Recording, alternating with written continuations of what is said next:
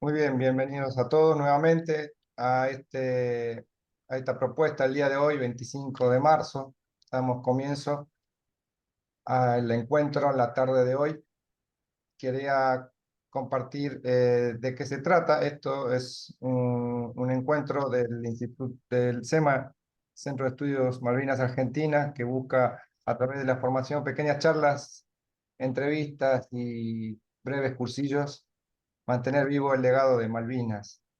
En la tarde de hoy voy a compartir aquí. Tenemos la inmensa alegría de poder compartir con un veterano de Malvinas, capitán de navío, Gustavo Enrique Castillo, quien es licenciado en sistemas navales, magíster en coaching y cambio organizacional, 39 años de servicio activo en la Armada Argentina. Actualmente se desempeña como docente en la Escuela de Guerra Naval y en la Escuela de Guerra Conjunta de las Fuerzas Armadas de la Nación.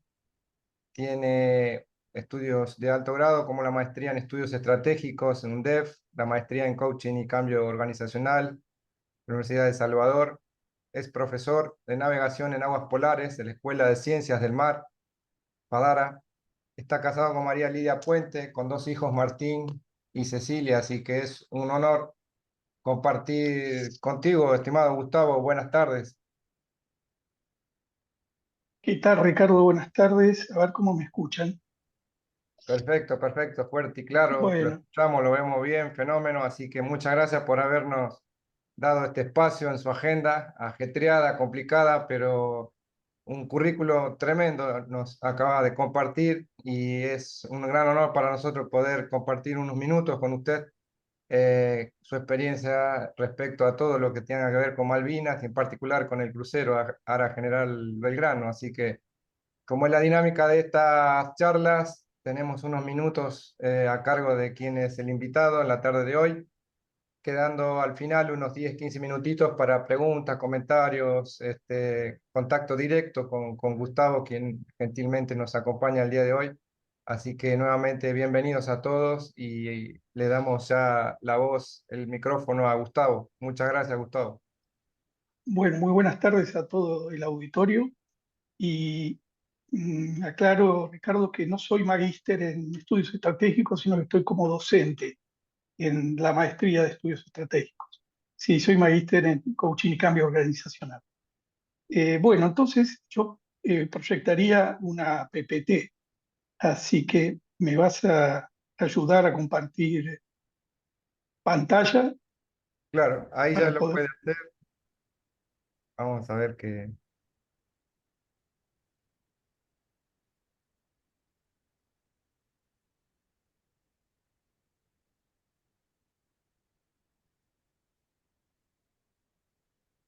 ¿Se ve la presentación? No, todavía no. Por ahora Hay. no. Bueno, voy a volver entonces. A ver, vamos de nuevo, compartir.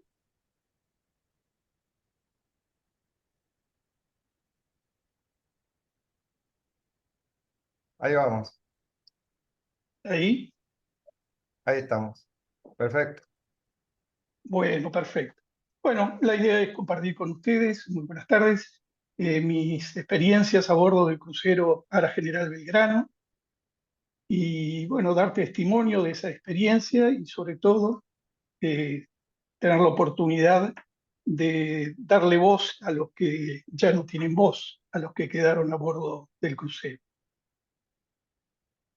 Bueno, el temario, la idea general es hacer una introducción, un poco de la historia del crucero Belgrano, previo a Malvinas, la campaña de Malvinas, las circunstancias del hundimiento, la supervivencia en las balsas, las operaciones de búsqueda y rescate y regreso al continente, y bueno, recordar a los caídos y el legado que nos han dejado. Esta imagen que estamos viendo es una antigua foto del USS Phoenix, un buque de la clase Brooklyn, un crucero ligero de 10.000 toneladas, construido allá por el año 1938.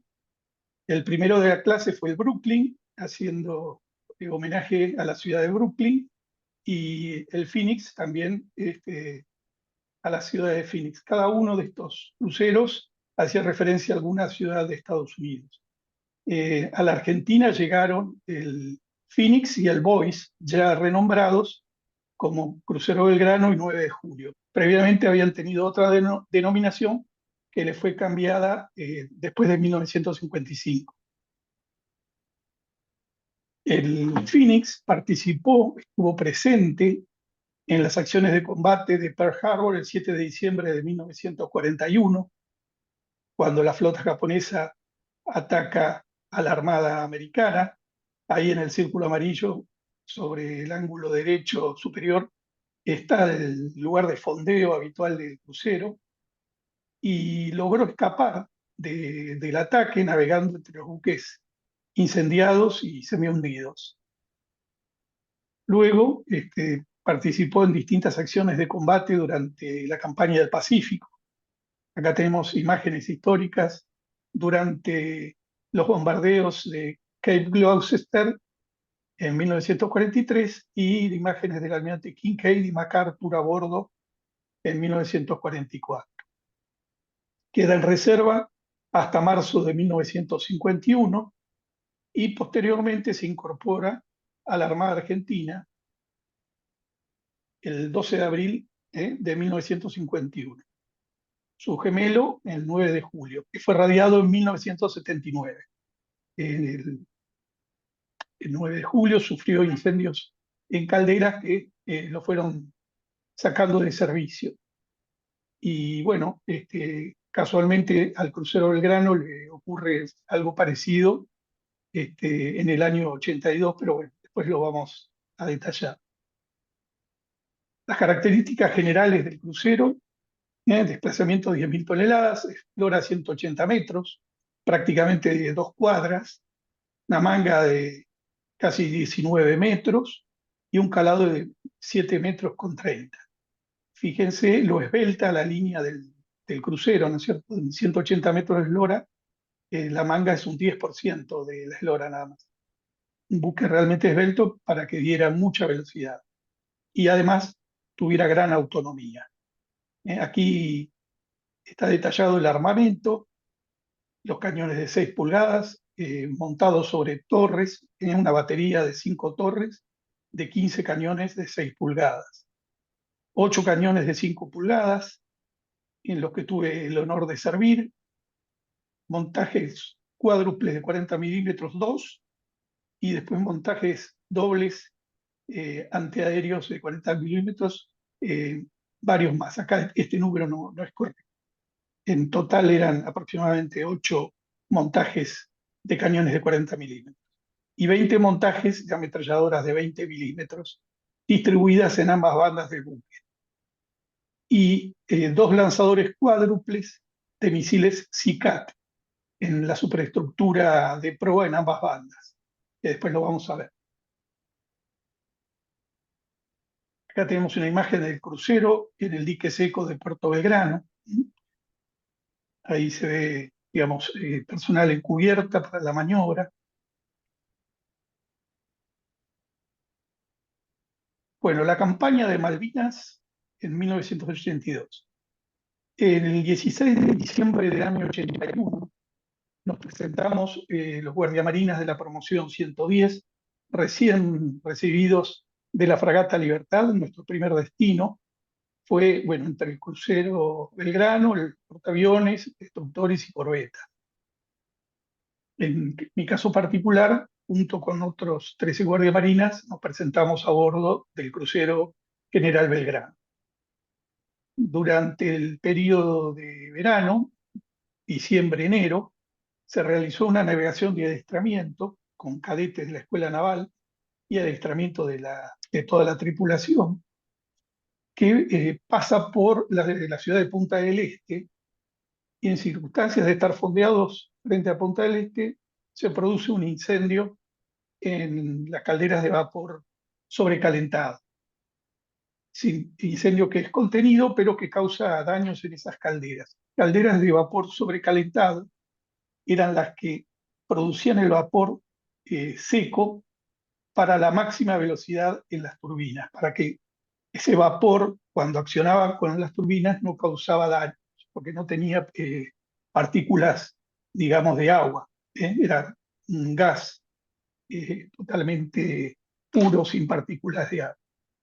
Esas calderas se dañan en ese incendio y a partir de ese momento tuvimos una reducción en la velocidad máxima. Bueno, finalmente termina esta navegación, llegamos a Puerto Belgrano y inicia un periodo de reparaciones generales, que son reparaciones, digamos, importantes, donde se encaran todo tipo de tareas en máquinas, en cubierta, etcétera. En el caso particular del crucero, bueno, se abordaron estas cuestiones en las calderas y tareas muy importantes en la cubierta principal. Tareas que nos llevaron mucho tiempo y nos sorprende, digamos, el 2 de abril en plenas reparaciones. Nosotros estábamos prácticamente desarmado el buque, las máquinas estaban completamente desmontadas, las turbinas abiertas, así que era imposible que nosotros zarpáramos. Y realmente vimos con envidia y con tristeza el hecho de no haber participado el 2 de abril en la recuperación de Malvinas.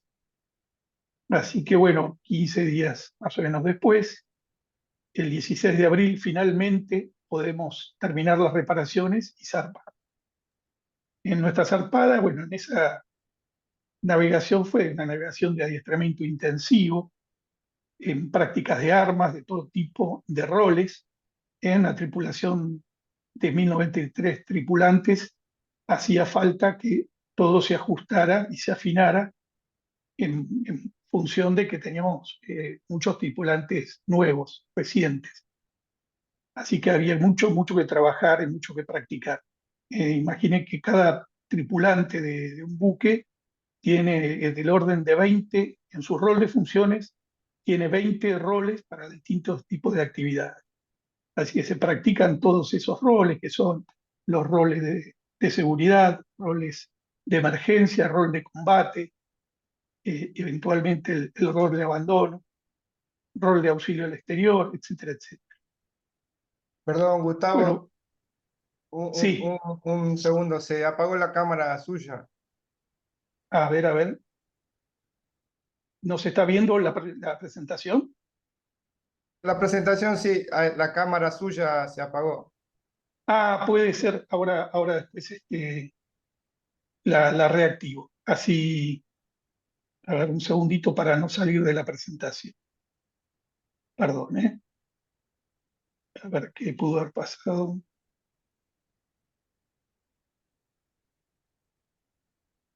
Ahí está. ¿Retomó?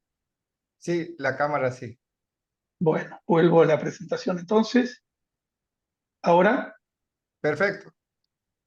bueno, disculpe, Ricardo. Bueno, entonces estábamos en la navegación de adiestramiento intensivo a partir del 16 de abril. Surge una novedad, una falla. Se detectan en espoletas de 40 milímetros, espoletas de la munición antiaérea, y eso da lugar a la necesidad de cambiar un lote de munición. Quiere decir que se cambia toda una gran cantidad de municiones con una misma numeración, que identifican un lote, por haber encontrado fallas en algunas de esas municiones.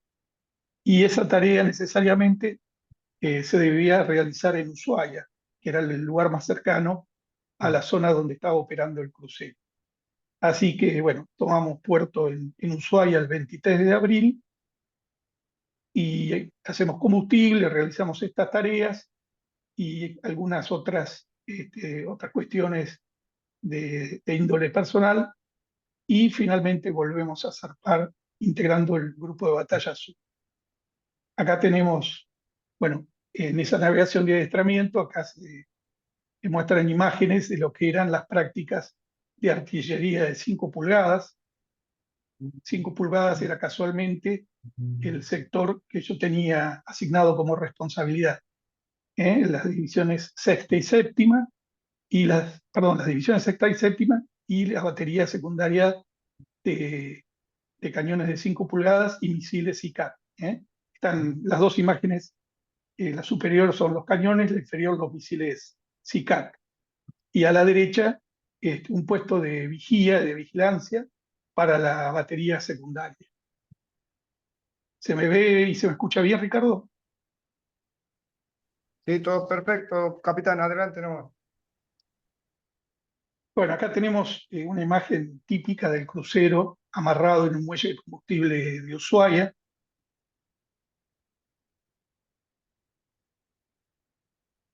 Y esta es la imagen del atardecer del 23 de abril, el día ya de la zarpada, la última imagen que queda del crucero Belgrano, tomada desde tierra.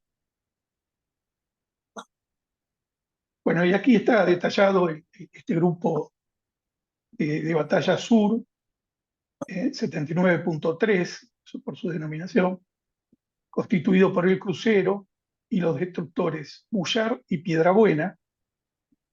Ahí están las fechas en las que se incorpora cada uno, y el petrolero asignado Puerto Rosales, que nos tenía que abastecer cada 3 días, reabastecida de combustible para mantener siempre un nivel de combustible por encima del 80%, para poder sostener operaciones de combate durante la mayor cantidad de tiempo posible.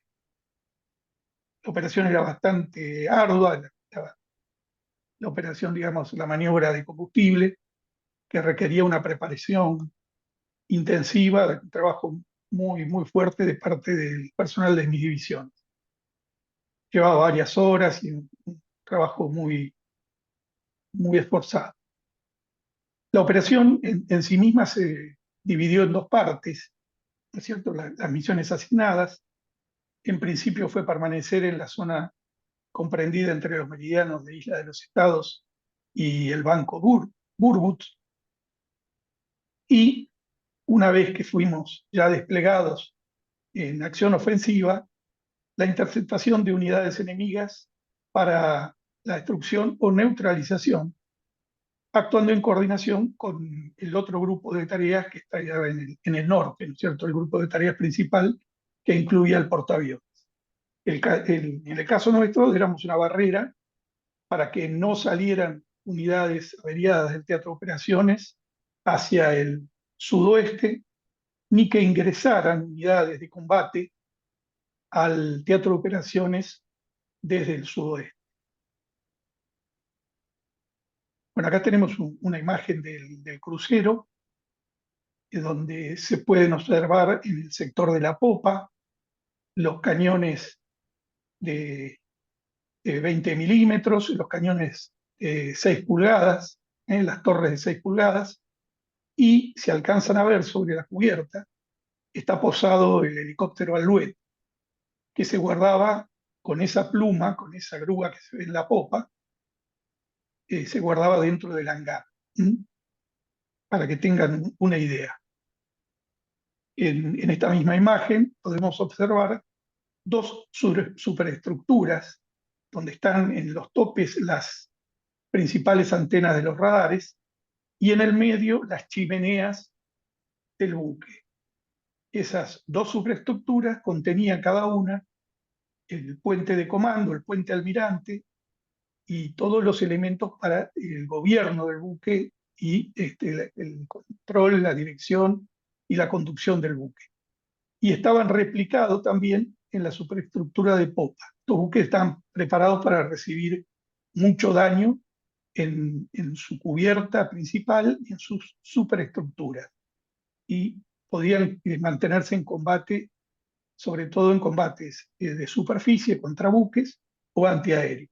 Era su máxima capacidad. En el caso del combate submarino no tenía capacidad y realmente, bueno, era el punto más débil de este buque. Acá tenemos una foto del 1 de mayo, en uno de esos reabastecimientos, desde la cubierta del puerto Rosales. Se ve la imagen del crucero que se aproxima a tomar combustible.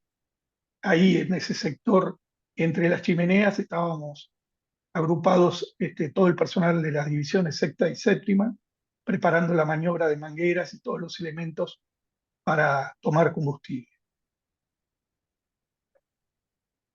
Bueno, en esta imagen lo que podemos observar era cómo estaban desplegados los submarinos nucleares británicos.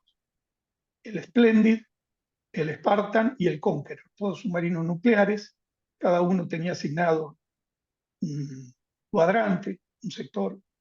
Como ven, eran sectores muy amplios, dada la velocidad y la capacidad de redespliegue de estas unidades, y en el caso del Conqueror tenía, bueno, todo el sector sur.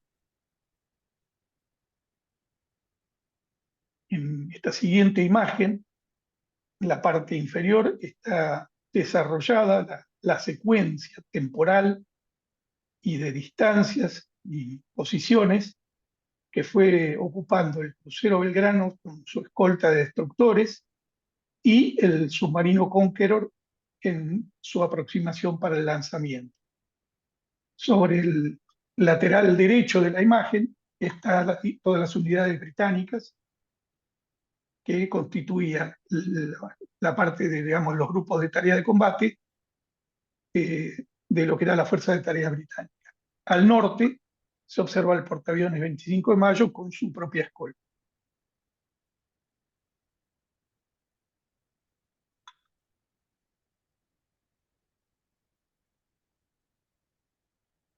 En este esquema un poquito más elemental, observamos la posición de un portaaviones británico al noreste de Malvinas, era el Invencible, y otro portaaviones al sudeste de Malvinas, que era el Hermes. En ese momento, la Fuerza de Tareas Británica estaba llevando adelante una operación de engaño, digamos, para ver cuál era la reacción de la flota argentina y ante una eventual operación anfibia, ¿no? Para dar la impresión de que estaban realizando una operación anfibia desde ese sector. Y bueno, la respuesta de la flota argentina fue iniciar acciones de aproximación para el combate, hasta haber detectado las unidades británicas por medio de los aviones tracker que lanzó el aviones 25 de mayo y preparar, ya tener listos en cubierta los A4 cargados de bombas para realizar el ataque.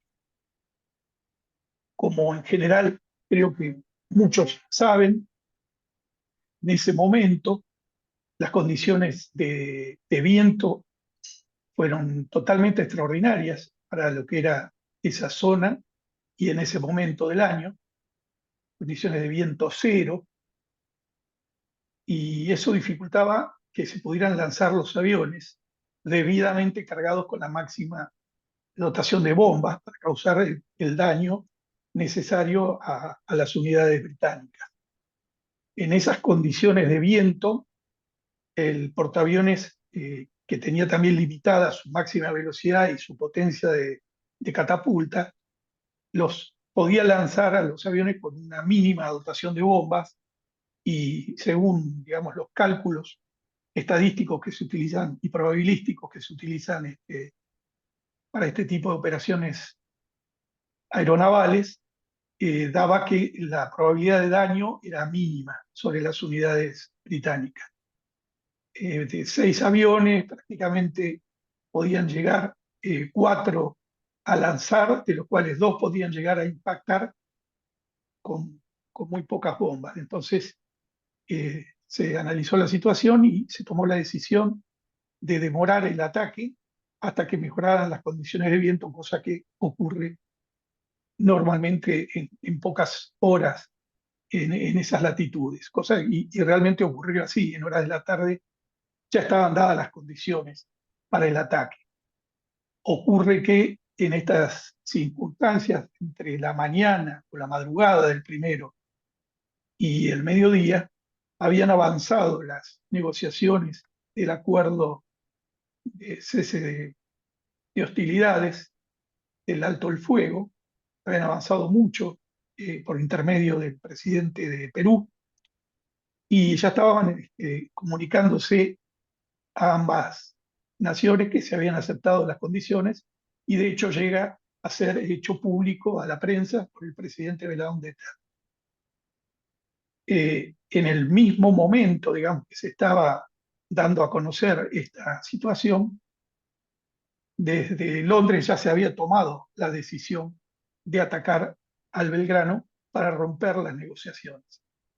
Y de ahí surgiría como una conclusión o una posible conclusión de que los británicos en realidad, digamos, llevaron adelante las negociaciones con la intención de ganar tiempo para poder desplegar a su fuerza en posiciones relativas favorables y sin ánimo de que concluyeran con éxito, porque desde el punto de vista político podía llegar a ser considerado una derrota para Margaret Thatcher y su gobierno, y considero que era mejor recuperar las Malvinas, digamos, con una acción de combate, que eso iba a ser más positivo para su gobierno, sin tener en cuenta eh, los altísimos costos que pagarían las dos naciones.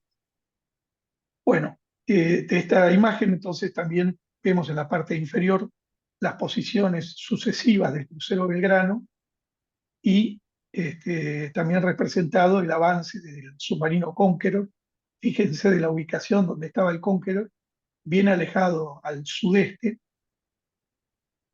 cómo se despliega rápidamente a buscar el contacto con el grupo de tareas del crucero, cosa que consigue evidentemente con alguna información privilegiada, probablemente haya sido de satelital, ¿no es cierto?, provista por alguna potencia amiga. Cosa que, bueno, muchas veces se ha negado, pero surge, digamos, lógicamente de este despliegue tan rápido, redespliegue del Conqueror hacia la posición donde se encuentra con el grupo de tareas del crucero y los destructores. Estamos entonces entre la madrugada, ¿no es cierto?, de el 2, o sea, las primeras horas del 2 de mayo, donde habían avanzado mucho las negociaciones, donde van ocurriendo una serie de hechos que están muy, muy bien detallados, muy tratados en el libro de García Enciso y el almirante Rótolo. ¿eh? Eh, se los recomiendo. 5 días decisivos, muy, muy detallados, minuto a minuto, cómo fueron ocurriendo esta situación. Y cómo llega la orden al Conqueror, que el comandante del Conqueror, el capitán Brown, se hace repetir en 3 oportunidades porque el crucero estaba fuera de la zona de exclusión determinada por los británicos y quiso asegurarse que realmente no hubiera un error al designarle como blanco el crucero y tener que lanzar para hundirlo, ¿no? El buque, bueno, navega hacia el este durante varias horas, desde el 1 hasta el 2 de mayo a las 5 de la mañana. Ahí, cuando se suspende el ataque a la flota británica, ambos grupos, el del norte y el grupo del sur del crucero, se les ordena invertir el rumbo e iniciar un alejamiento. Entre las primeras horas de la mañana del 2 de mayo y el mediodía, eh, avanzan las negociaciones, como lo comentamos, y eso hace cambiar también la actitud del comandante de la Fuerza de Tareas Argentina, el almirante Aldara, para no llevar adelante nuevamente una acción ofensiva en condiciones favorables y ahora ya de mar y viento, en función de que la negociación había avanzado positivamente y las condiciones que se habían requerido, Argentina ya las había aceptado. Así que en navegación, desde las 5 de la mañana en adelante, del día 2 de mayo, en horas de la tarde, es atacado a las 16 horas. En este caso, bueno, lo que menciono es que yo cubría guardia de 12 a 4, de 0 a 4 y de 12 a 16. Una guardia de 4x8 en una estación de control de armas cercana al puente. Y justo la guardia había sido tomada unos minutos antes, así que yo ya me había ido a descansar a mi camarote en el momento que se realiza el lanzamiento de los torpedos y el impacto. Acá tenemos un gráfico un poquito más detallado de, de informaciones de otra fuente, de las navegaciones del submarino y cómo nos sigue desde el primero a las 14:50 en adelante a todo el grupo de tarea sur esperando órdenes de atacar.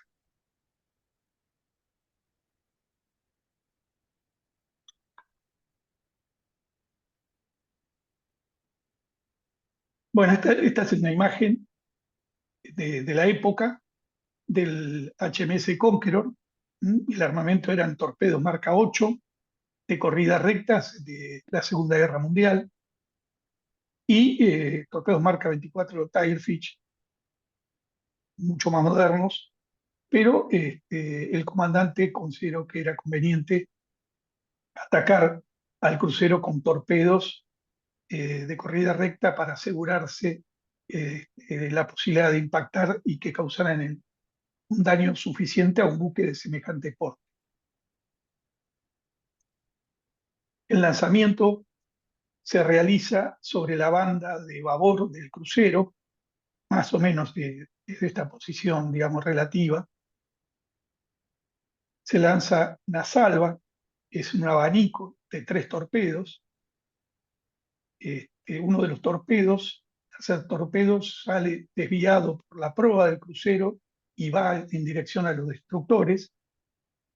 Y los 2 primeros torpedos impactan, uno a la altura de la superestructura de popa del crucero, donde estaban las máquinas, y otro en el sector de la proa, justo delante de la torre 1 de 6 pulgadas.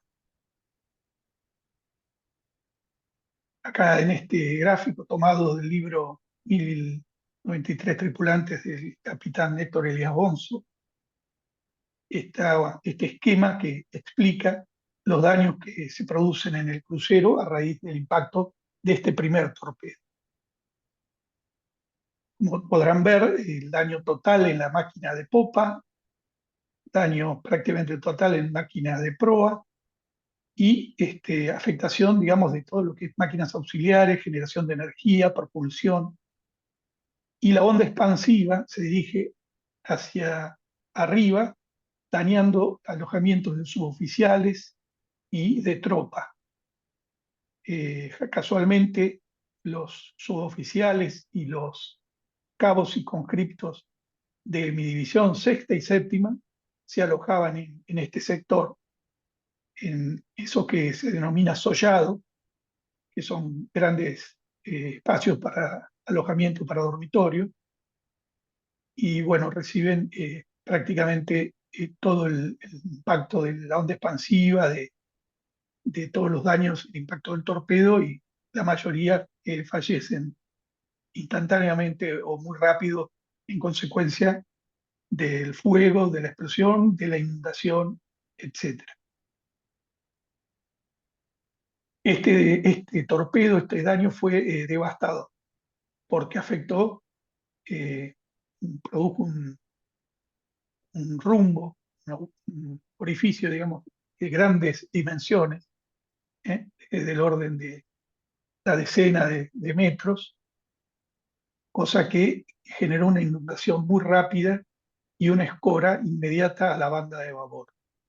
Pérdida total de propulsión, pérdida total de energía, el buque queda al garete con 10 grados de escora y en aumento progresivamente, y además asentándose hacia la popa, que quiere decir que además se va hundiendo hacia la popa simultáneamente que se inclina a la banda de babor, que es el lado izquierdo del buque.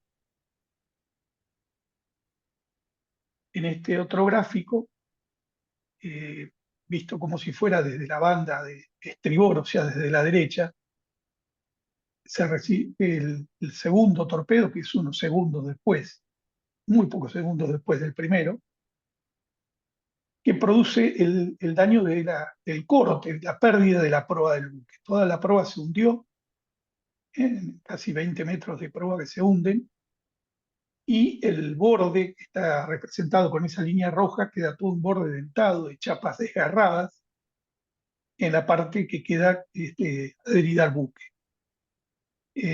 Por debajo, bueno, de la torre que está representada en esta imagen, hay como un grafiquito en rojo donde dice segunda cubierta. Bueno, ese era el lugar donde yo me alojaba, donde estaba mi camarote. En minutos antes yo estaba recostado, descansando después de haber terminado la guardia y en la compañía de uno de mis compañeros de promoción, Gerardo Sevilla, fallecido en el crucero.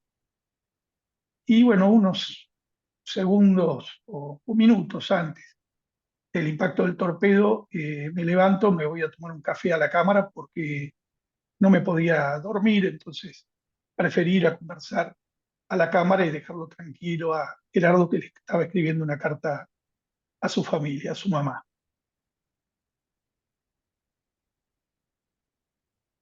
Bueno, acá podemos ver ya escenas del hundimiento del crucero. Ya habían transcurrido varios minutos desde el impacto de los torpedos.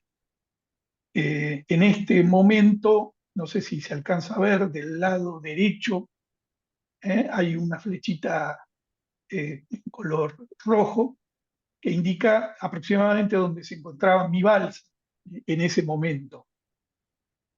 Mi balsa estaba en la torre 5, la balsa 50, una de las últimas, sobre la banda de babor. Perdón, sí, correcto, banda de babor.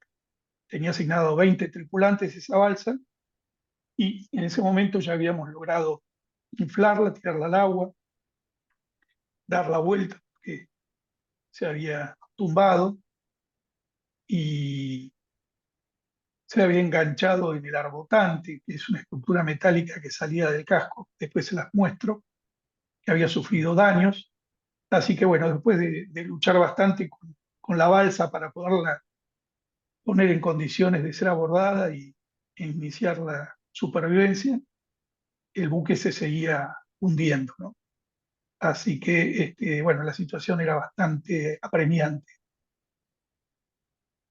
Acá tenemos una imagen posterior, aproximadamente correspondiente de 16:30, donde las balsas, ya prácticamente la mayor parte de las balsas han sido tiradas al agua, quedan muy pocos tripulantes en la cubierta que van embarcando en esas balsas, pero acá se observa sobre el borde izquierdo de la imagen la proa cortada y las chapas dentadas que iban dañando las balsas que por efecto del movimiento del mar golpeaban contra la proa.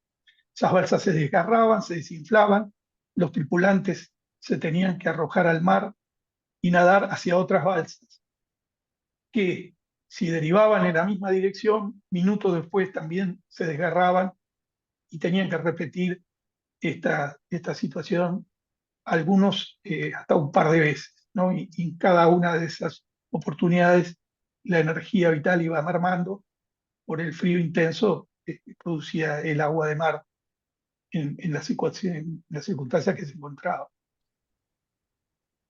Bueno, acá lo que reflejo es, en ese momento, ya para esa hora mi balsa había derivado desde la popa, muy cerca de la banda de babor del crucero, pasando por debajo de las superestructuras que se proyectaban por encima de nuestras cabezas, dando, digamos, una sensación de apremio por la posibilidad de que el buque se tumbara, ya se diera vuelta de campana sobre nosotros.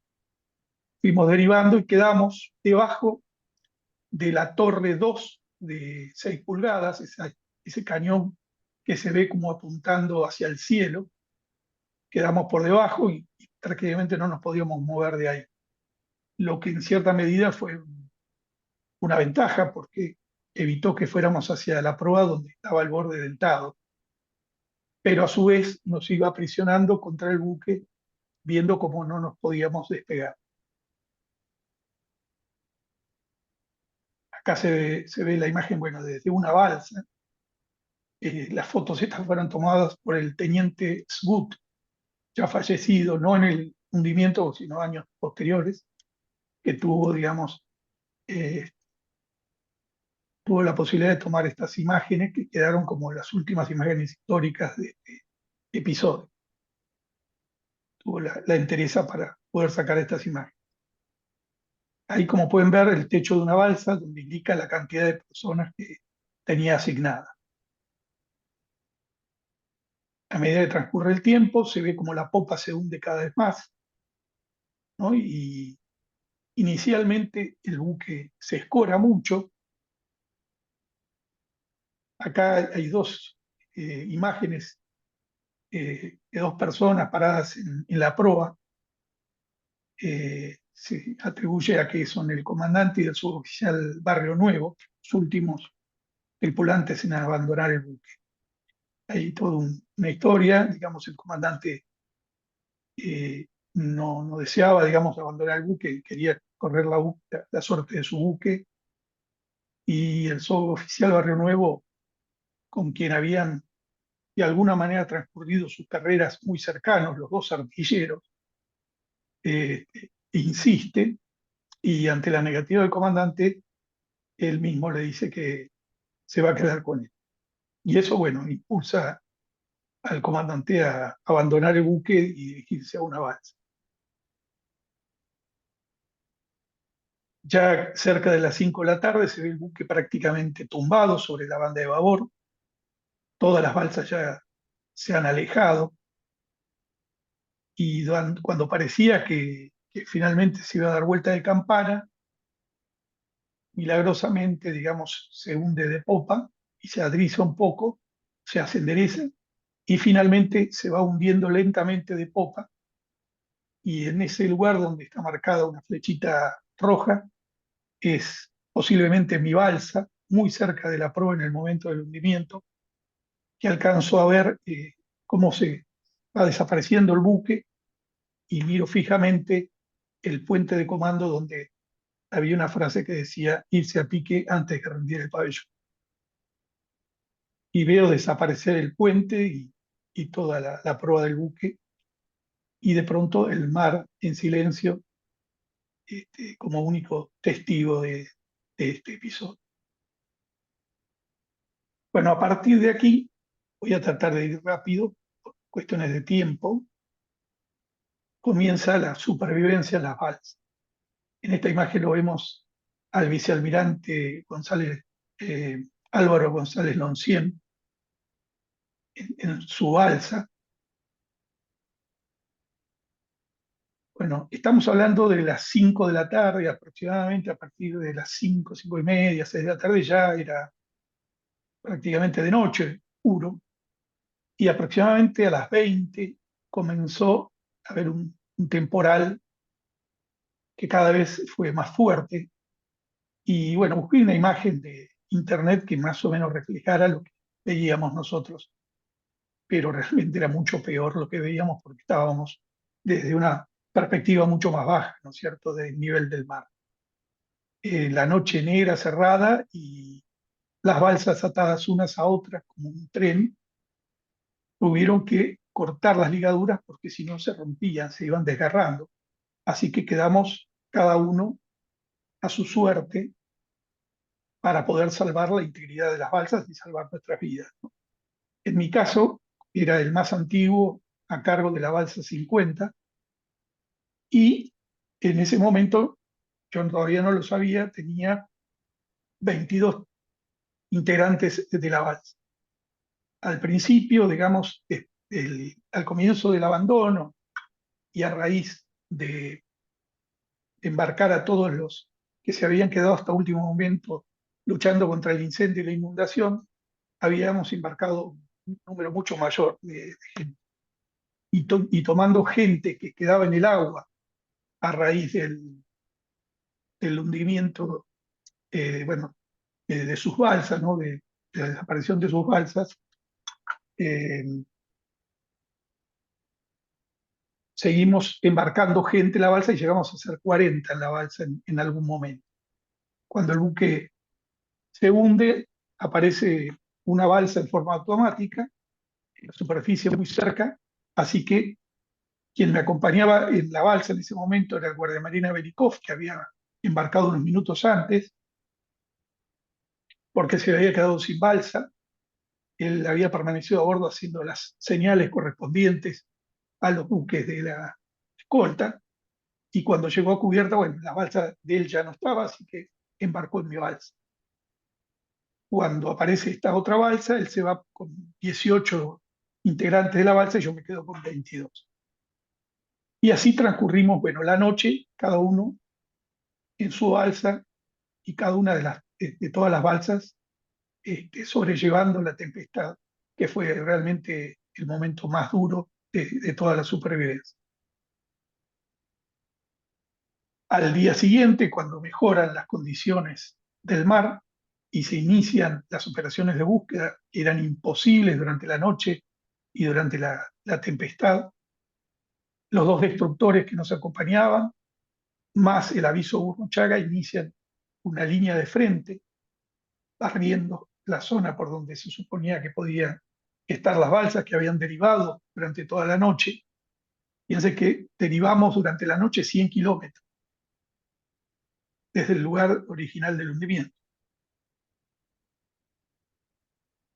Y simultáneamente se despliegan las aeronaves Neptune, que hacen sus vuelos de búsqueda en la superficie, y después de un esfuerzo titánico al límite de la autonomía y más allá del límite de la autonomía, la tripulación del Papa 111 del capitán Pérez Roca y el teniente Andersen logran detectar una mancha de aceite en el mar y continúan volando fuera de límites hasta poder encontrar las balsas. Una vez que detectan las balsas, regresan prácticamente a riesgo de caer al mar. Y una vez que, bueno, son detectadas las balsas, ya la búsqueda se enfoca directamente sobre el lugar donde estábamos nosotros. Alrededor, bueno, las primeras horas, alrededor del mediodía, debe haber sido muy cercano a las 12, 12:30, algo por el estilo. Veo desde la balsa, había mejorado un poquito las condiciones de mar, y veo casi a la altura del horizonte una aeronave que pasa volando muy, muy lejos. Bueno, era este Neptune, pero que ya había visto a las balsas que estaban muy dispersas. Entonces nos quedaba la idea de, bueno, ya deben haber encontrado parte de las balsas, espero que nos encuentren a nosotros, ¿cierto? Era la sensación que teníamos.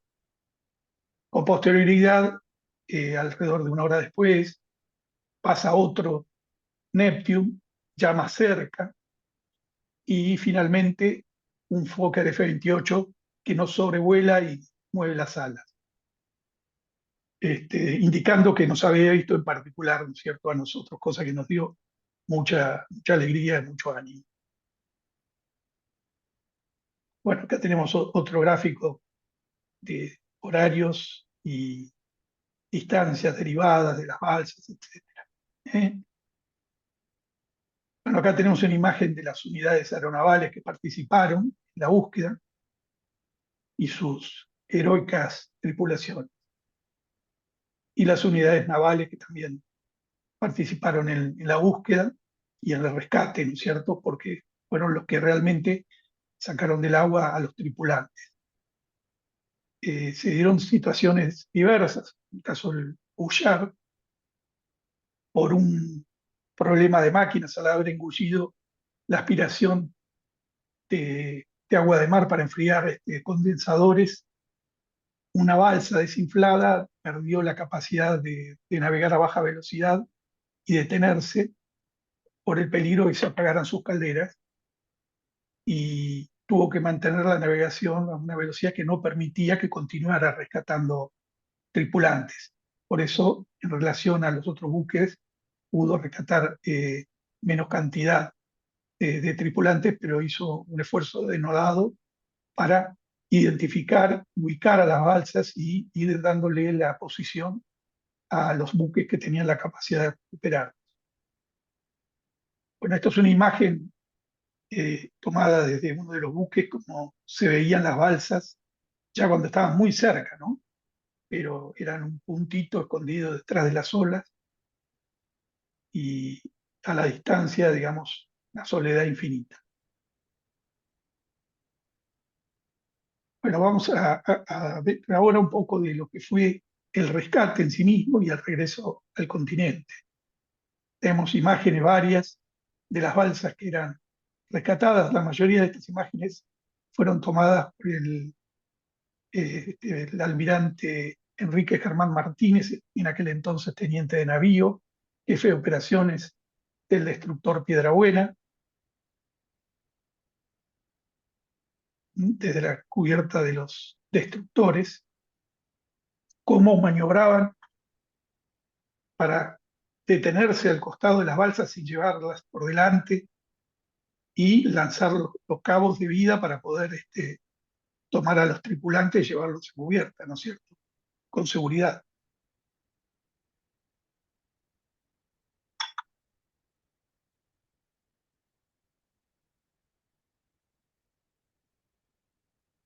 Esta es la cubierta de popa del destructor, como iban tomando la balsa. Algunas de las balsas estaban muy deterioradas por efectos de la tempestad, que habían desinflado los parantes que sostenían el techo, por eso se los ve así tan aplastados. Y algunas balsas estaban prácticamente desinfladas. Distintas imágenes que muestran los momentos finales del rescate de los tripulantes. Los tripulantes a esa altura estábamos agotados físicamente y en el límite de la resistencia por el frío, en gran dificultad de mover las extremidades sin fuerza en las manos. Era muy difícil, digamos, subir por un cabo, por eso nos ponían un arnés y nos izaban, casi como pesos muertos. ¿Mm? Las balsas algunas las van a ver muy manchadas con el petróleo del crucero, según el sector por donde habían abandonado el buque. Si fueran por la banda de babor, muy cercana al agua, los que fueron por la banda de estribor tuvieron que lanzarse de una gran altura al mar. Muchos se lastimaron para poder llegar hasta las balsas. Así que los tripulantes y los integrantes de estas balsas, algunos llegaban con heridos, quemados y gente agotada al borde, al límite de su fuerza.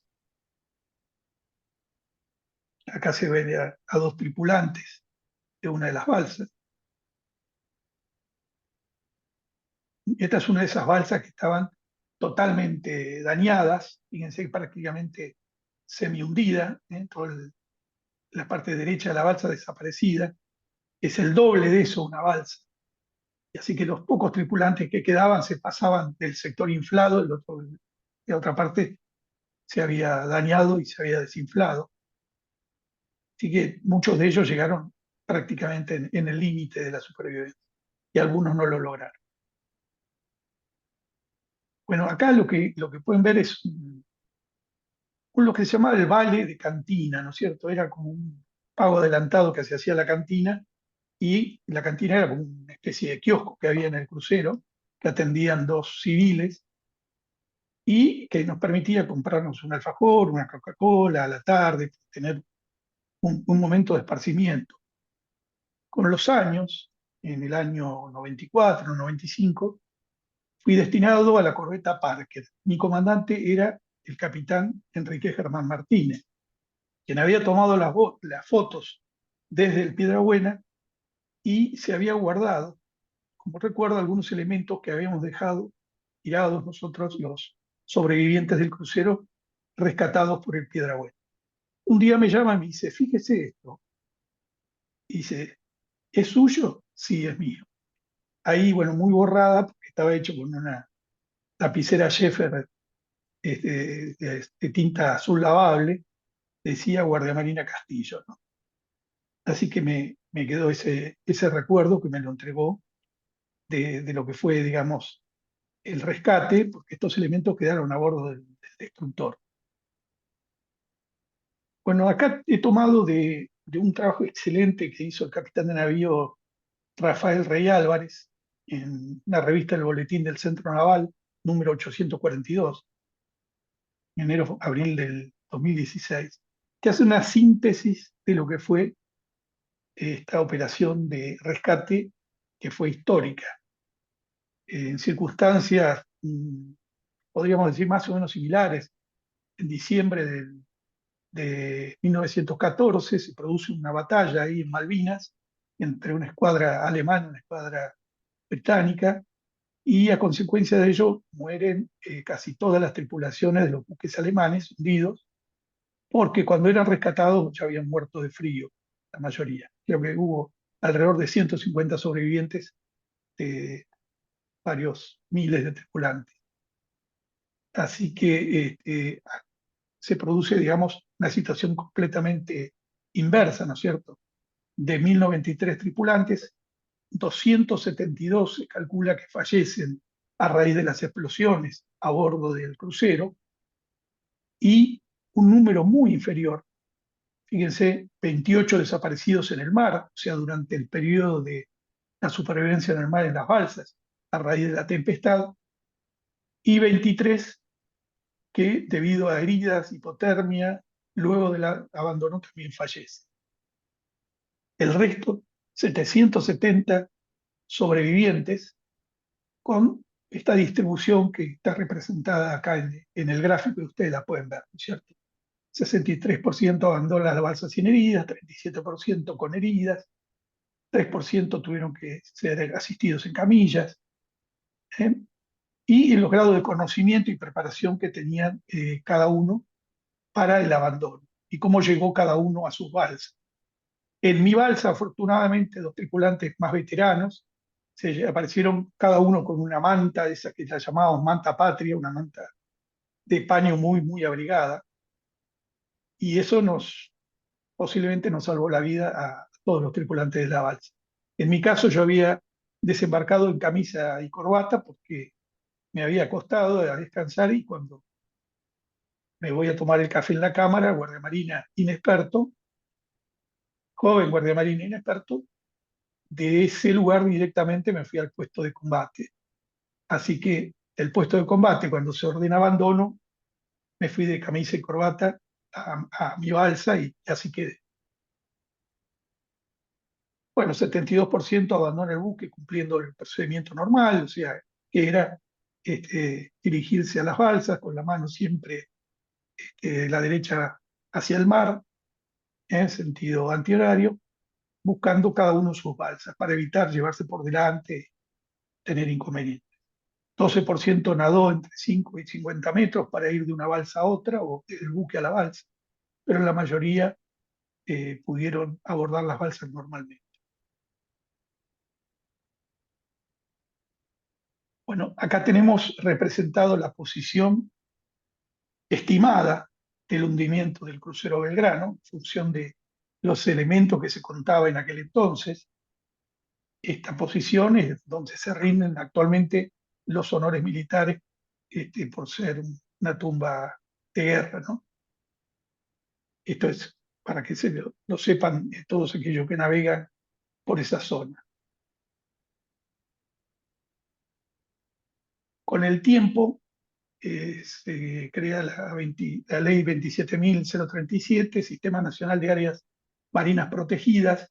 Se establece un área marina protegida sobre el Banco Burgutz con fines de protección ambiental, y una de las subdivisiones, que es la Reserva Nacional Marina, que está indicada ahí en el gráfico, donde está la estrella amarilla. En esa posición está hundido el crucero Belgrano.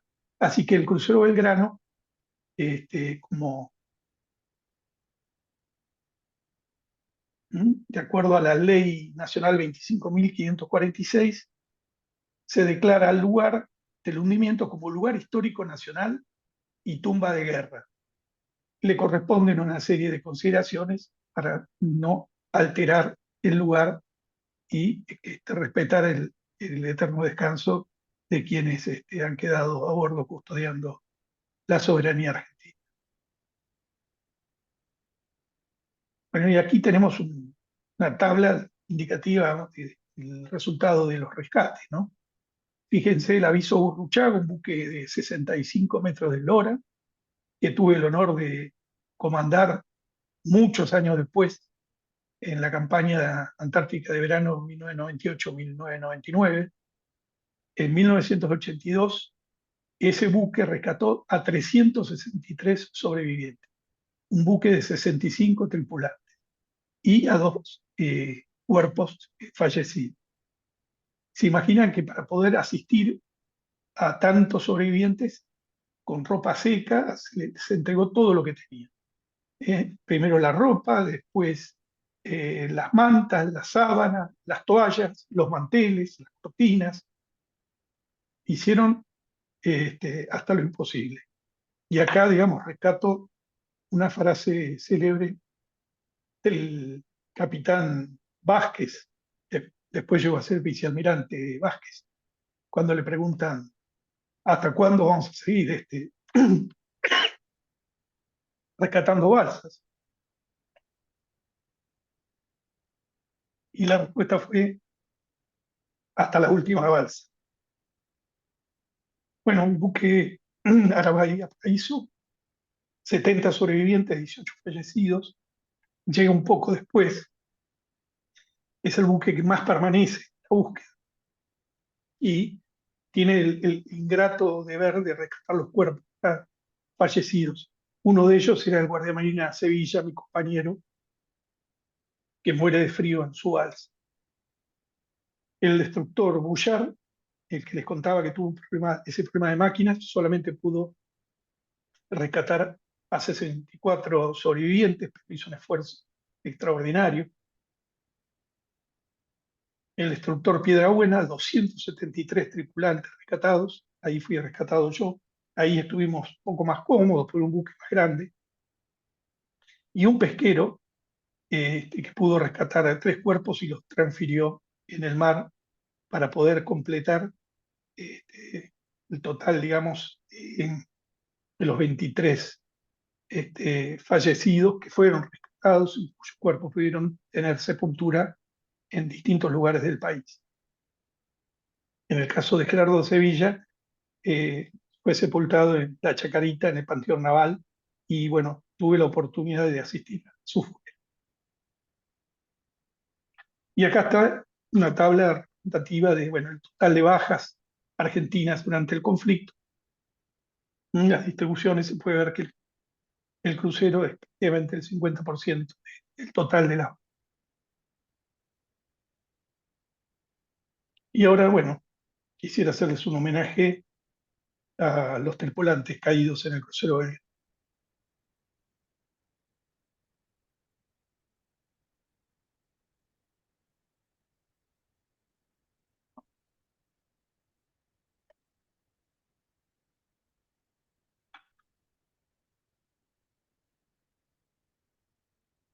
Solamente cuando vemos los rostros tomamos dimensión de lo que son 323 héroes, ¿no?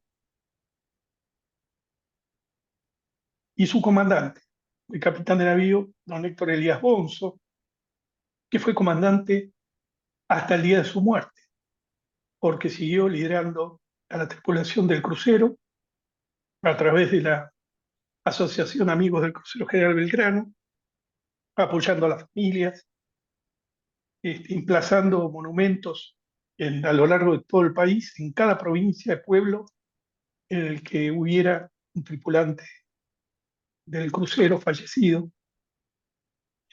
Y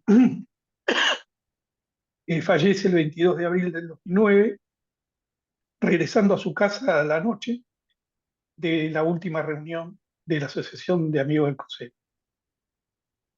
Así que eso demostró, digamos, el grado de compenetración con su rol. Él, en el ejercicio de esta función, acompañó la tristeza de las familias, pero también a lo largo de los años las familias fueron creciendo, las alegrías, los nacimientos. Fue nombrado padrino, a muchos hijos y familiares del crucero llevan su nombre como muestra de reconocimiento y respeto. Aquí tenemos, bueno, diferentes monumentos que se han emplazado en el país donde se le rinde homenaje a los caídos en general de la Guerra de Malvinas y en particular del crucero Belgrano.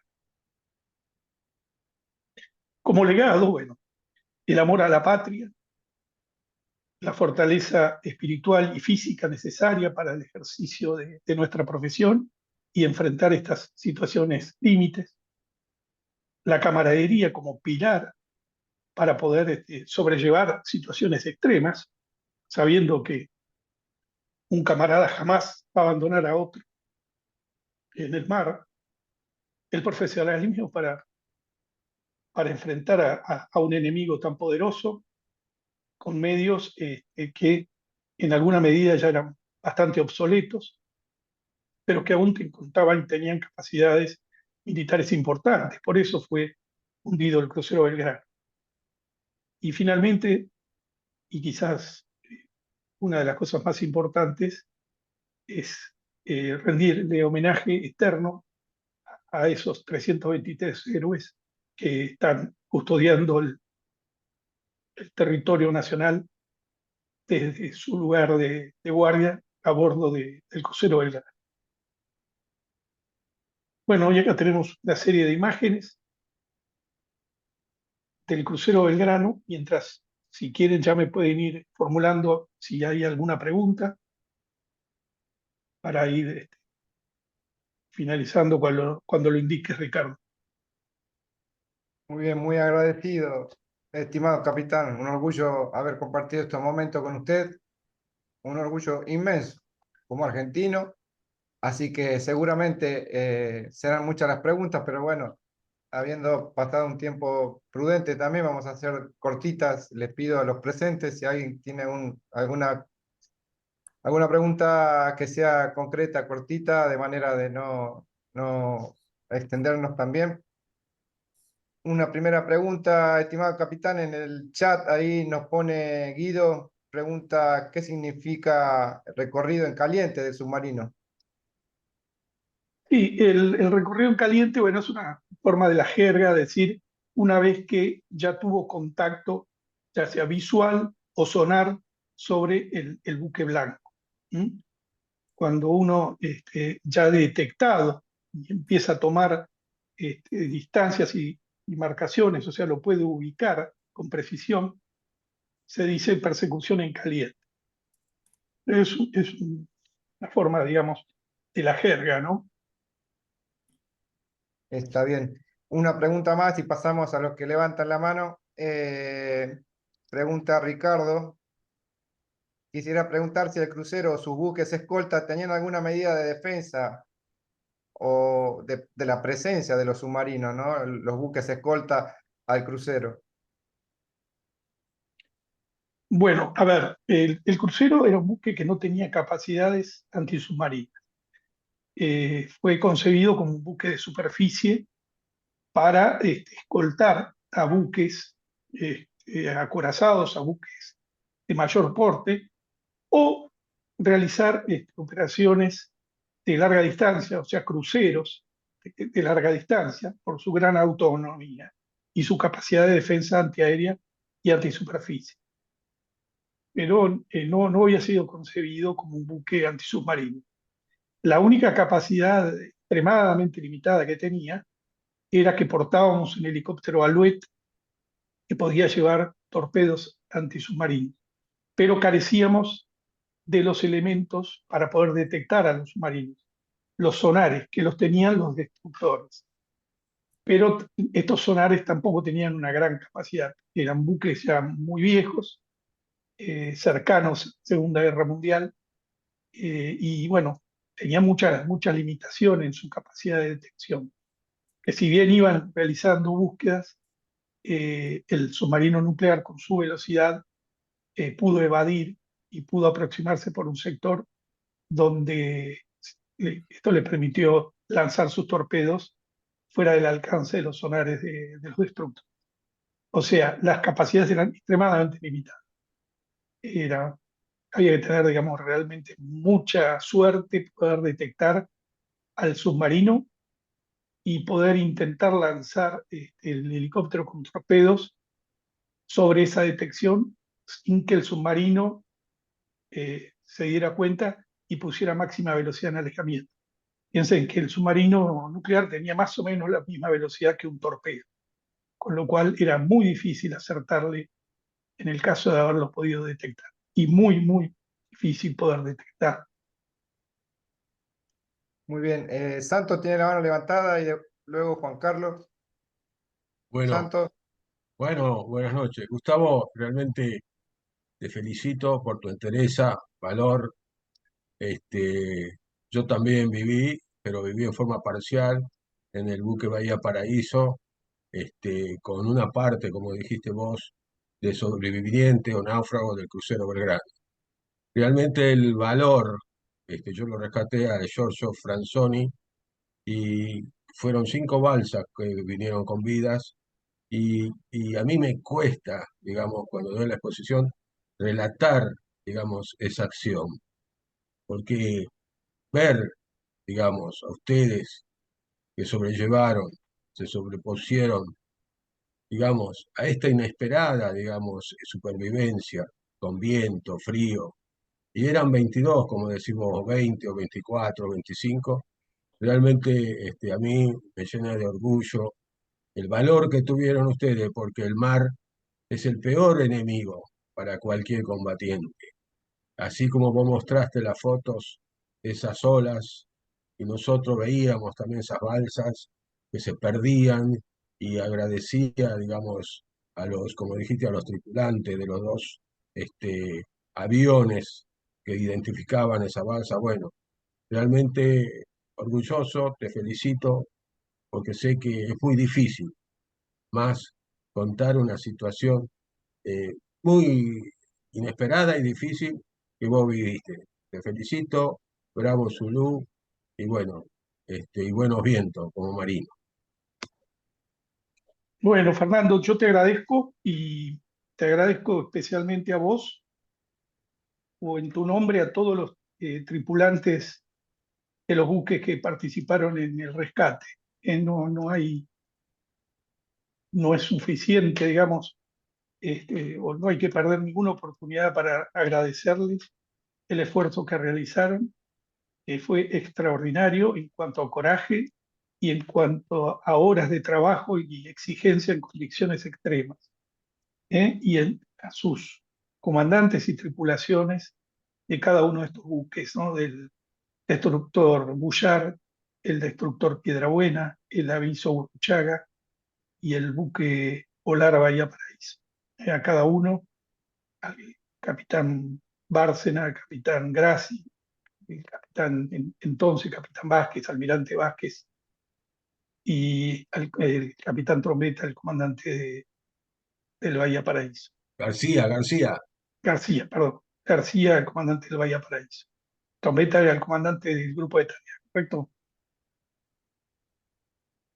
era el comandante superior. Era el comandante superior, el capitán García. Cada uno de ellos, en particular, por haber ejercido el comando de esos buques, y en ellos a cada uno de sus tripulantes, porque sin el esfuerzo, el coraje y la dedicación de esos camaradas, 770 tripulantes del crucero, no hubiéramos sobrevivido. muchas gracias, Fernando. Muy, muy valioso el aporte también. Vamos, Juan Carlos, adelante. ¿Qué tal? Buenas noches. Gracias, capitán, por la exposición. Ha sido muy clara, muy didáctica. Una pregunta. Collados, ¿estaban abiertos al momento del impacto de los torpedos y si estaba la tripulación en la, digamos, porque con los ingleses nunca se puede confiar, ¿no? Y ¿había otros submarinos o había presencia de submarinos convencionales ahí dando vuelta en la zona, si tenía alguna referencia? Y acá, hace unos años vino Galaxy y dio una charla y decía que no tenía, no había seguridad submarinos nucleares, por eso salió, digamos, el Belgrano. Y en el libro que usted habló, el de Tolo y el número del otro escritor, y comparando informaciones, eh, se habla de que el Sheffield fue dejado fuera de combate ya el 1 de mayo por la aviación argentina. Y, digamos, necesitaban un barco, algo de grande de transporte como para dejar tranquilo, digamos, al electorado inglés. Y es eso también su referencia.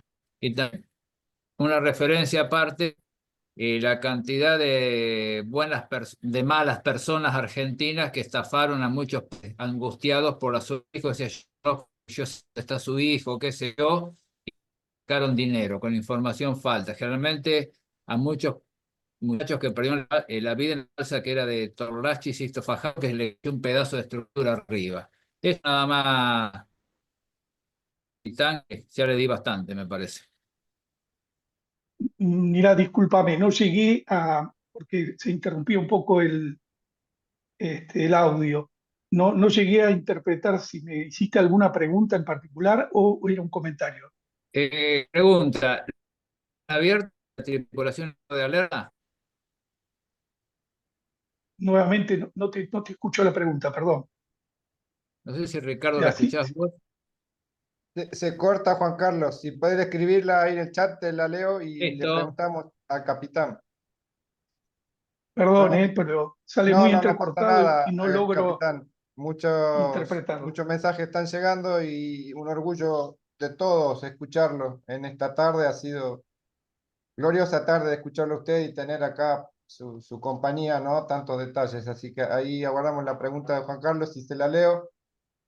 Hay otros más que están, Miguel, en el chat. Muchas gracias, dice Mariana. Muchas gracias, Gustavo. El orgullo de ser tu amigo, dice el señor Rawson, Miguel. Un honor haberte escuchado. Un honor estar presente en esta charla. También comenta Hernán. Muchas gracias por su testimonio. ¿El crucero nunca llegó a disparar ningún proyectil? ¿Es así, capitán, o esto es falso? Bueno, el crucero disparó en esa etapa que yo les comento de adiestramiento, pero no en combate. En combate no, porque fue sorprendido por el torpedo, digamos, no teníamos ninguna unidad de superficie sobre la que podíamos hacer fuego. Así que, digamos, los tiros que se realizaron con la artillería se hicieron durante el periodo de preparación para el combate. Por eso, bueno, detectamos una falla, como les comenté, en la munición y dio origen al cambio de ese lote de munición. De acuerdo. La pregunta de Juan Carlos decía, ¿estaban los sollados abiertos y en estado de alerta la tripulación? ¿Había presencia de submarinos convencionales en la zona? Bueno, como les mostré en el gráfico, según la información que yo dispongo, la zona estaba ocupada por los submarinos nucleares dispuestos, como lo mostré en el gráfico. Sí, Posteriormente, a medida que avanza la guerra, pero ya después del hundimiento del crucero, sí hubo más submarinos y hubo submarinos convencionales que ingresaron al teatro de operaciones.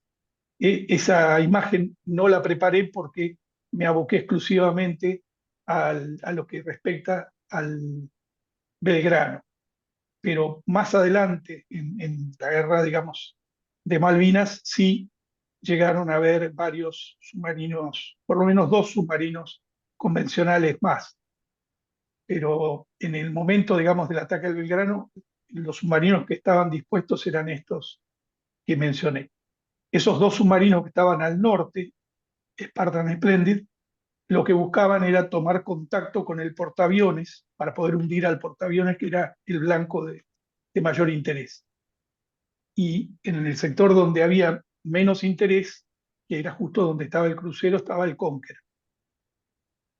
Paradoja del destino, el portaaviones y los buques del Grupo de Tareas Norte se filtran a los submarinos nucleares por un error de coordinación, los submarinos, y se aproximan y toman contacto con el grupo de tareas del Invencible.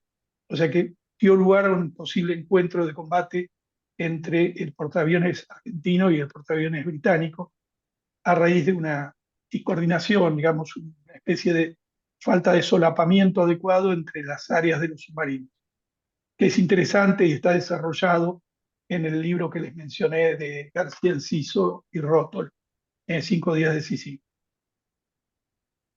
Muy bien. Y creo que me faltó una parte, digamos, de la pregunta. Los La soldados, preparación para el combate. Preparación para el combate. Claro. La preparación para el combate, una vez que estamos en puestos de combate, es una condición de clausura extrema. Esa condición de clausura hace que todas las portas, todos los compartimientos queden cerrados y el buque se convierte en ese momento en hiper resistente a las averías. Estos buques fueron diseñados para seguir combatiendo con el agua casi hasta la altura de la cubierta principal, inundando compartimientos para compensar averías y mantener el buque advisado, o sea, derecho, con el plano de la cubierta paralelo al del mar.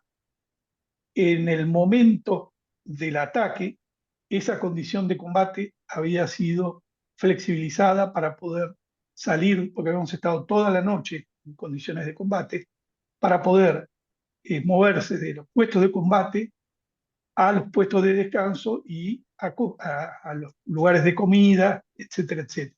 Esa condición de clausura de combate se puede sostener unas pocas horas, porque por razones naturales la gente necesita continuar alimentándose, descansando, circulando en las guardias, porque se va agotando y va perdiendo, digamos, la atención necesaria para el combate.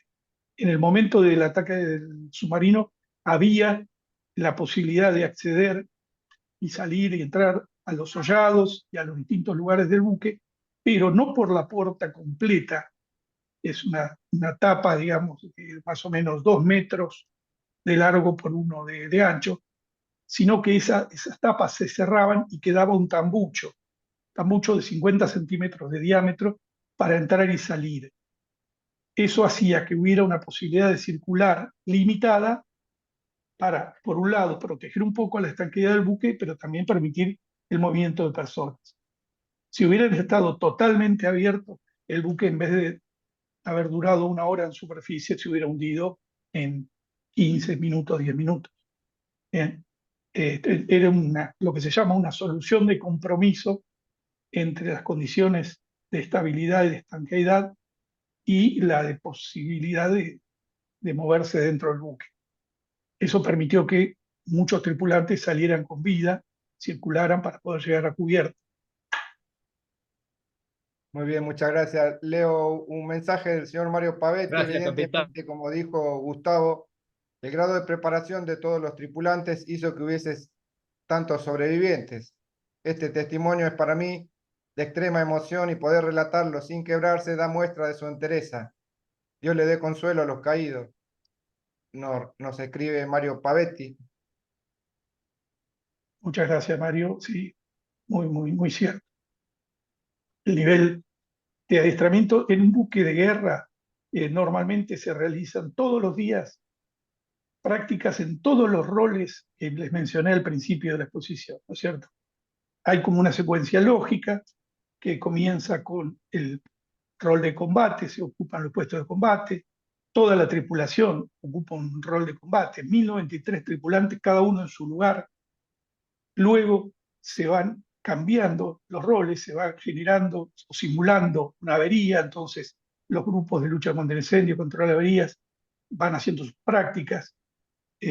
También se hacen roles de maniobra, preparándose para remolcar a una unidad averiada, para rescatar tripulantes de una unidad averiada, y así sucesivamente se repasan todos los roles. Y finalmente, como última instancia, se practica todos los días el rol de abandono, cosa que obviamente en un buque de pasajeros no se hace 1 vez o 2 en todo un viaje, en los buques de guerra se hacen prácticamente todos los días, de manera que los tripulantes puedan llegar desde su lugar de descanso hasta su balsa con los ojos cerrados, que conozcan el camino y lo puedan recorrer con los ojos cerrados. Por eso les dije que se hace siempre con la mano derecha hacia el mar, porque entonces uno ya tiene una referencia de circulación y no se va a cruzar con nadie de frente.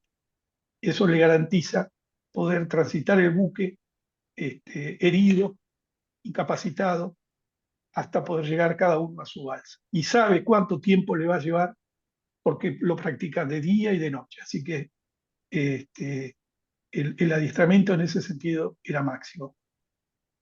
Muy bien, una última consulta, estimado capitán. Dice, ¿tuvo usted oportunidad de regresar al lugar del hundimiento?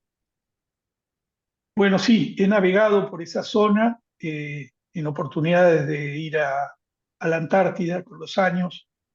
Como les comenté, fui comandante del aviso Gurruchaga, hice la campaña antártica de verano 98-99 en ese glorioso aviso, remolcador de mar, y pasé por la zona y después con los años fui comandante conjunto antártico en la campaña 2014-2015 y también tuve oportunidad de navegar por esas aguas y bueno, rendir los debidos homenajes al crucero y sus tripulantes. Muy bien, agradecemos, estimado capitán, habernos acompañado. Gustavo, una excelente exposición, seguro que fue difícil para usted contar este episodio único, la lucha contra poder salvar la vida y salvar la vida de los camaradas, contra el frío, contra la tempestad de esa noche y cómo iba decayendo la fuerza, ¿no? De las condiciones físicas de cada uno de los que estaban ahí. Así que hemos notado también su sentimiento todavía ahí latente al contar estas palabras y valoramos muchísimo, estimado capitán, en nombre de todos los que están acá, eh, habernos acompañado.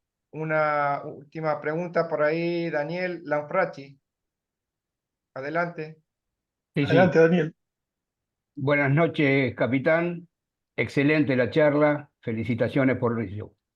La pregunta es, dado que el Belgrano fue atacado fuera del área de exclusión, ¿los ingleses recibieron algún tipo de sanción, repudio, multa, no sé, algo por parte de organismos internacionales, la OEA, la ONU, las Naciones Unidas?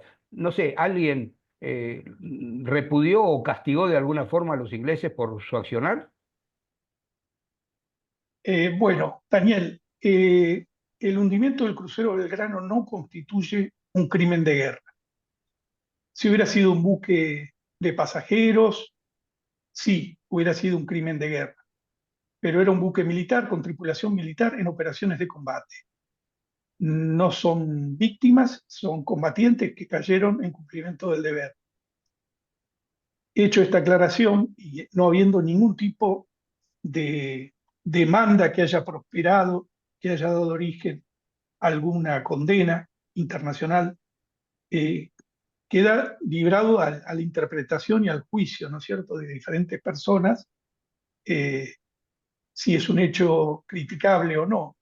Hay que entender que en una situación de crisis de alta intensidad como fue esta, y los gobiernos toman decisiones en función de sus intereses y sus necesidades,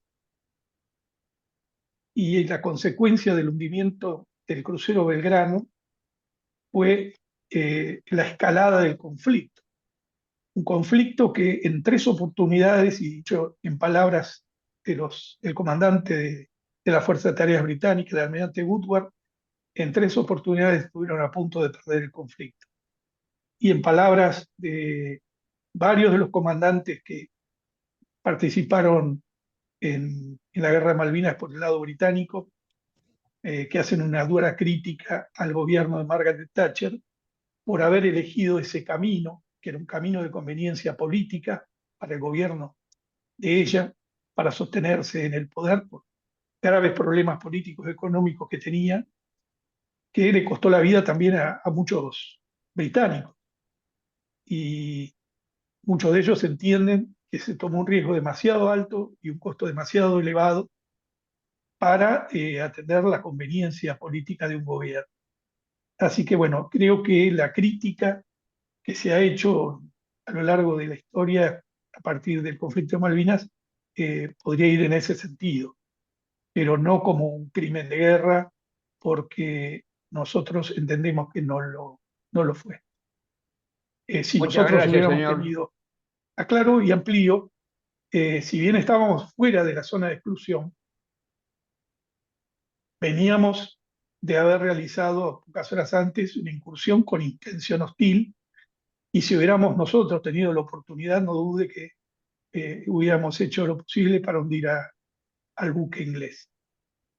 Solo que, bueno, tal vez la falta de experiencia en conflictos hizo que el gobierno no interpretara que toda esta maniobra, digamos, de las conversaciones para el alto el fuego fueron dilatorias para poder ocupar una posición relativa favorable con las fuerzas británicas, ¿no? Para poder desplegar todas sus fuerzas viniendo desde Inglaterra. Pero lo dejaría enmarcado de esa manera. Criticable por ahí desde el punto de vista político, humano, pero no como un crimen de guerra. Muchas gracias, señor. Muy bien, muchas gracias. Muy bien, capitán, un orgullo, como siempre, escuchar a usted y a todos los veteranos que tenemos oportunidad de invitar. Ricardo, ¿me permite una preguntita, por favor, para el capitán? Cortita, Rápido. que ya terminamos, adelante. Sí. Buenas noches a todos. Una pregunta y dos opiniones de su parte, capitán Castillo. La pregunta es, el general Belgrano tenía misiles Exocet Mar-Mar, y las otras dos opiniones que si nos puede compartir, si los dos buques escolta tendrían que estar más cerca, protegiendo al Belgrano. Y la última opinión que le pido también es si el buque General Belgrano no tendría que estar, no me sale la palabra, eh,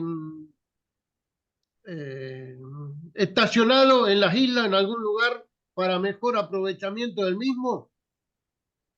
Le agradezco mucho la exposición y honor y gloria a todos los héroes de nuestra guerra del Atlántico Sur. Perdón, dígame su nombre, por favor, porque Miguel no lo Ángel. escuché. Miguel Miguel Ángel Ángel, Miguel González Catán, Partido La Matanza. Miguel Ángel. Bueno, ahí tomé nota para no olvidarme ninguna. Los misiles Marmar 38. Bueno, eso fue un pequeño ardid que se aplicó en el casi conflicto, ¿no? En la crisis del 78 con Chile. Se construyeron unos contenedores de madera que simulaban misiles Marmar 38, pero nunca los tuvo.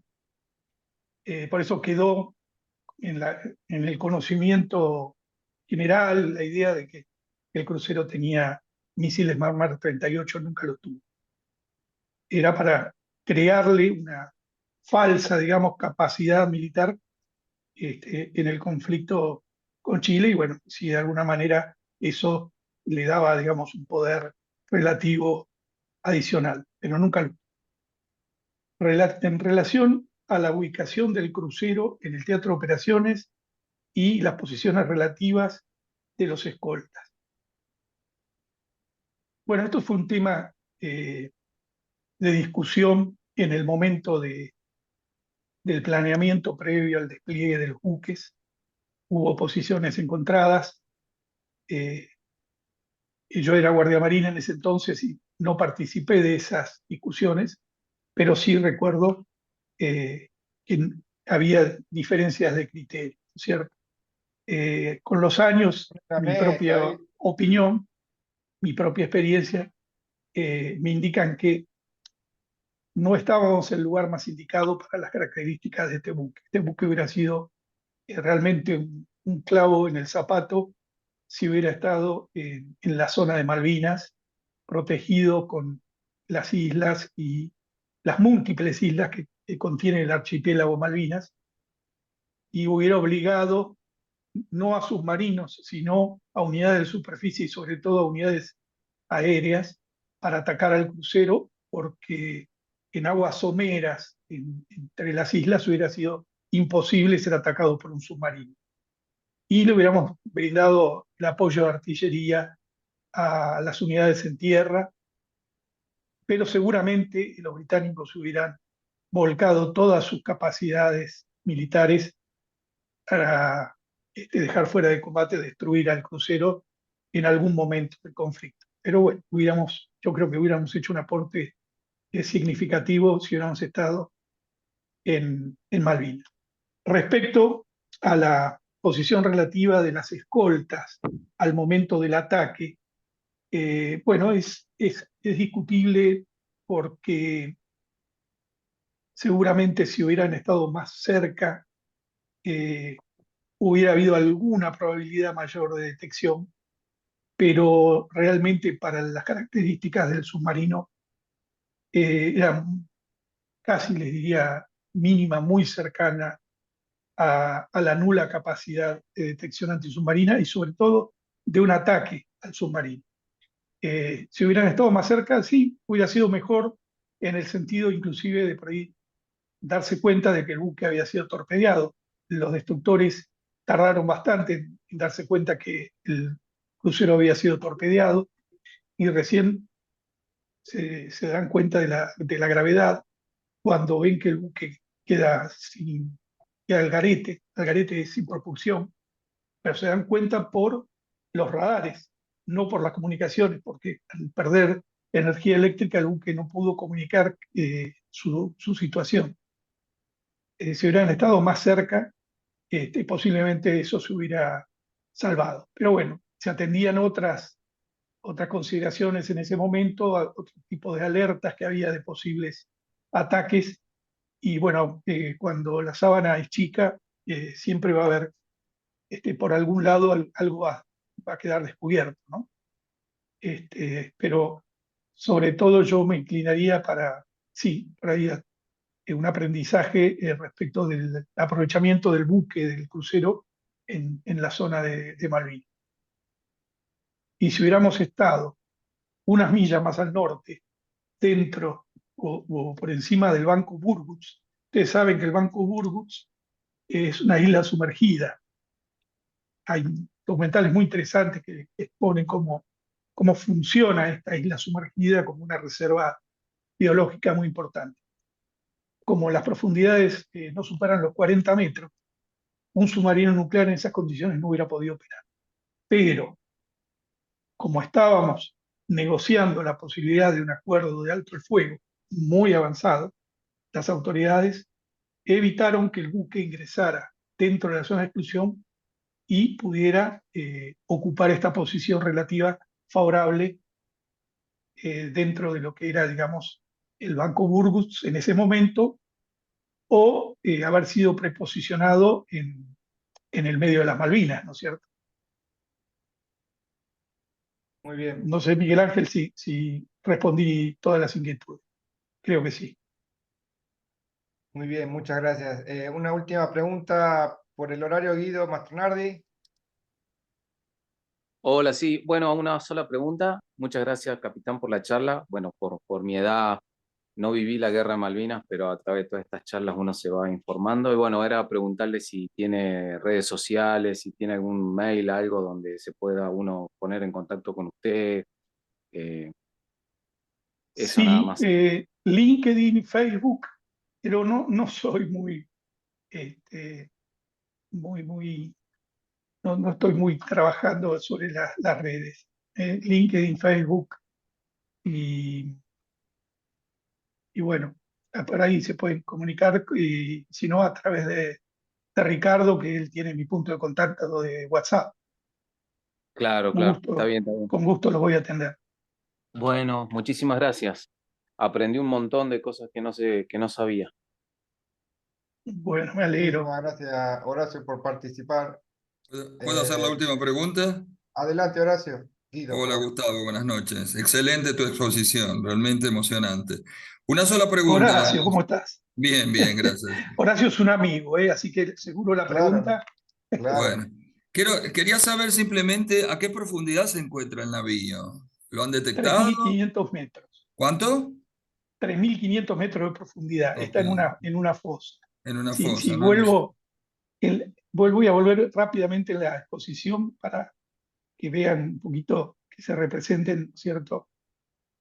Los lugares que están en azul oscuro son ya fosas, digamos, Sí, zonas de gran profundidad. Fíjense, menos 4.000 metros, dice ahí. sí. El crucero justo está alrededor de 3.500 metros de profundidad. Y la zona celeste clarito son zonas que están alrededor de los 40 metros de profundidad. Y están las Fíjese, dos partes. relativamente cerca de la zona de muy poca profundidad con la zona de gran profundidad donde está el crucero. ¿Y están las dos partes más o menos cerca o distanciadas, así tipo Titanic, que uno está en una punta y el otro en otra? Eh, No se la sabe. verdad es muy difícil saber, pero Mm. eh, probablemente estén relativamente cerca. Estoy haciendo una inferencia porque la proa se hunde inmediatamente con el segundo torpedo. Este, la proa, digamos, se hunde rápidamente y por sus características se llena de agua y se va al fondo como un bloque, ¿no es cierto?, de haber caído muy cerca del punto de impacto del torpedo. El buque en sí mismo deriva con el viento durante una hora. ¿Por qué? Porque tarda en hundirse. Entonces, es probable que se haya apartado al menos un par de millas del lugar donde está la proa. Un par de Pero, millas. digamos, en distancias de lo que es el mar, es muy cerca. Sí, Un par de millas estamos hablando de 4.000 metros, pero es una inferencia, ¿eh? No sí. tenemos ninguna información al respecto. Aclaro que alrededor del año 2008-2009, esta expedición que hizo la búsqueda del Titanic, un famoso director, que no recuerdo el nombre ahora, James Cameron. tenía, James Cameron, tenía disponibilidad de sus medios en la zona y dedicó 15 días a la búsqueda del crucero en base a las posiciones que proveyeron los ingleses, la que teníamos nosotros y alguna otra más. Hicieron un triángulo y buscaron 15 días, pero lamentablemente, como siempre ocurre en esa zona, las condiciones de mar fueron tremendamente malas y no lo pudieron encontrar. Y quedó, bueno, a la espera de una nueva oportunidad favorable en el futuro para volver a continuar la búsqueda.